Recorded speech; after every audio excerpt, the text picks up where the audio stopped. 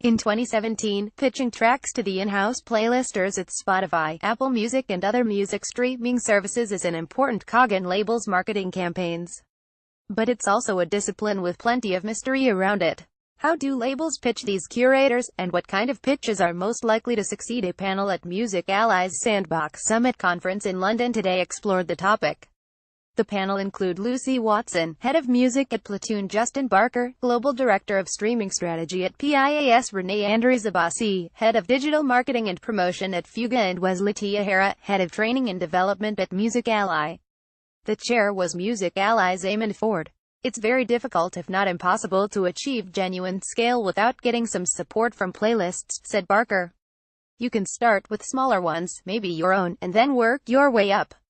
Getting on those smaller user-generated playlists is so key, because Spotify is looking at that data and seeing how people are reacting, added Watson, in noting that playlist strategies must be more than just pitching to the biggest in-house playlists. When it comes to those bigger ones, don't get your hopes up first. It's really important to go for the smaller ones and have really good contacts. If you don't have the contacts, you're basically screwed, so that's where it starts, said Andrizabasi. The panel gave short shrift to the idea of Playola paying playlisters for slots on their playlists. It's a very overstated problem, said Barker, who related his experience running more than 20 campaigns for labels, and only being asked for money twice. There's people who have Patreon accounts and they're just asking for monthly support just for reading their emails and considering the tracks for their playlists. And then there's the people saying pay me £50 and I'll put the track on my playlist, which means the playlist just loses credibility. Andrizabasi said it's vital to do due diligence on a playlist where money might change hands, for example, using analytics platforms to see how its follower count has been growing. Or, indeed, shrinking. Ahara noted that even some of the biggest third-party playlists are losing hundreds and hundreds of followers a week, sometimes because fake accounts are being culled by Spotify. Barker noted that some playlists managed to build hundreds of thousands of followers in the early days of Spotify, but in recent times the emphasis has firmly switched to the playlists curated by the teams within these services. How much investment should labels be putting into playlists of their own? They certainly are major sources of revenue for majors, said Ahara, referring to label-owned brands like Digster, Topsify and FILTR. Other than the actual direct streams and revenue that come from them, there are also algorithmic benefits from that first flurry of streams that you won't get unless you have that direct route to market, added Barker.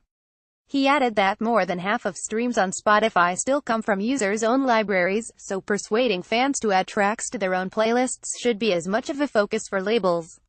How is the pitching process evolving when it comes to the streaming services? While it does come down to having contacts at the DSPs, which is always really helpful, it is a cliché, but it really does start with the music.